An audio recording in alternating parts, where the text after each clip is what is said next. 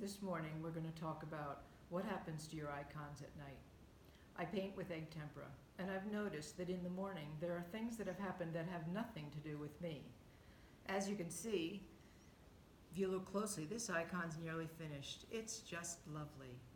But down here at the bottom, if you look closely, there's a little bit of something happened down there. A critter came by, some kind of insect is eating the egg from the Egg Tempera.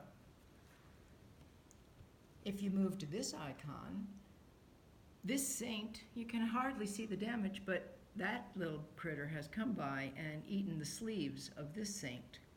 And over here, we have another icon, and this you can see beautifully. It's a different kind of bug. It has a different kind of way to eat the icon. It's most annoying, you know. So I bombed my studio, and I found a dead black widow spider, and I found some kind of beetle. If I could turn him over, I could show it to you, like that. And then there was even another kind of beetle. So I'm a little bit confused as to what it is that's eating these icons at night.